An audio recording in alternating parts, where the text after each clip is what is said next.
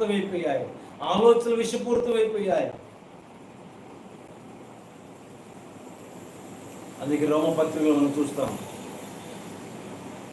ఒక్కడు లేడు, అందరూ పాపం చేశాక దేవుడు అనుగ్రహించి మహిమను పొందలేకపోతున్నాడు. అందరూ కూడా మొట్టమొదటి మానవుని యొక్క పాపం సర్వ మానవాళికి సంతరించింది. ఇప్పుడు ఆ సర్వ మానవాళిని ప్రభు రక్షించినట్లు దేవుడు ఒక కార్యాచరణ చేస్తూ ఉన్నాడు. ఆ దేవుడు ఏంటంటే, ఆ సర్పము, ఎత్తడి సర్పం ఎలాగైతే ఎత్తబడ్డదో అలాగ మనుష్య కుమారుడు ఎత్తబడాలి. ఏమండి, దేవుని కోపం అరణ్యములో ప్రజల మీదకు దిగి వచ్చింది. దేవుని శాపం దిగి వచ్చింది. తాపకరమైన పాములు గరిచాయి. మానవుడు మరణానికి దగ్గర అవుతున్నాడు. రోమపత్రిక 6వ అధ్యాయము 23వ వచనములో దేవుని వాక్యం ఉంటుంది. చదువుదాం. రోమపత్రిక 6వ అధ్యాయము 23వ వచనంలో ఒక మాట మనం చూస్తాం. ఏలయనగా పాపము వలన వచ్చు జీతం మరణము, అయితే దేవుని కృపావరము మన ప్రభువైన క్రీస్తు యేసునందు నిత్య జీవము. దేవునికి స్తోత్ర. నిత్య జీవము ఏమిటంటే దేవుని కృపావరం. పాపం వల్ల ఏం కలిగింది? మరణం. పాపం వల్ల మరణం వచ్చేసింది మనుషుల్లోనికి. ఇప్పుడు ఆ మరణం నుండి మనుష్యులను నిత్య జీవ వైపు నడిపించాలని ప్రభు నీ కొరకు, నా కొరకు, సర్వ మానవుల కొరకు నా ప్రభు సిలువలో వేలాడాడు. ఏమిట పాపం? దేవునికి వ్యతిరేకలో అవడమే పాపం.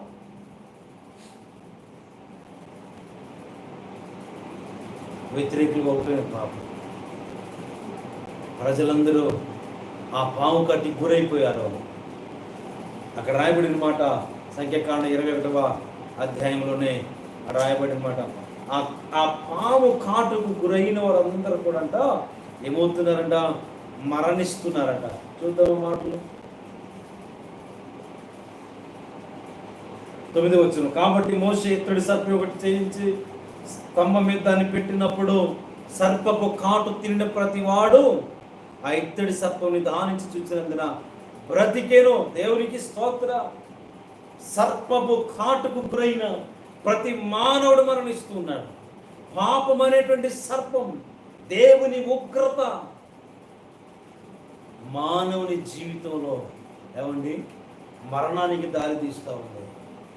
అలాంటి పరిస్థితుల్లో నిత్య జీవం వైపు, కనాను వైపు అడుగులు వేసే పరిస్థితులు ఏం లేవు. భయంకరమైన పరిస్థితికి అరణ్యంలో పాములు గరుస్తూ ఉన్నాయి. నొరగక్కేవాడు నొరగక్కుతూ ఉన్నాడు. కళ్ళు తేలేసేవాడు కళ్ళు తేలేస్తూ ఉన్నాడు.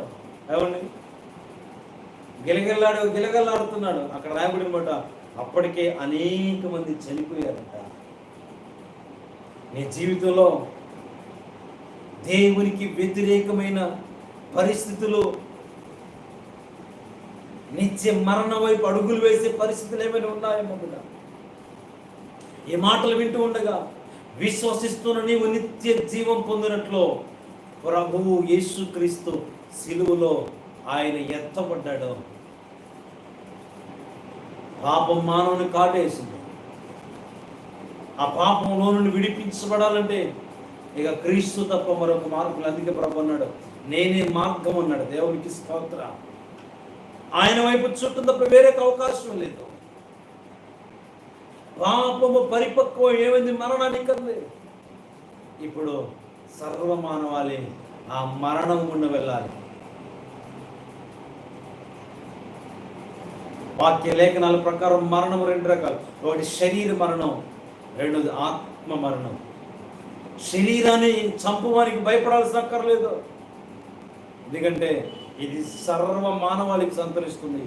కానీ ఆత్మకు ఒక మరణం ఉంది. ఆత్మ మరణాన్ని నుంచి తప్పించబడాలి.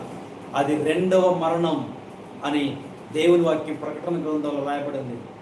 ఈ 2వ మరణం నుండి నిత్య జీవులోనికి నువ్వు నడిపించబడడానికే యేసు ప్రభువు సిలువలో వేలాడినట్లుగా మనం చూస్తాం.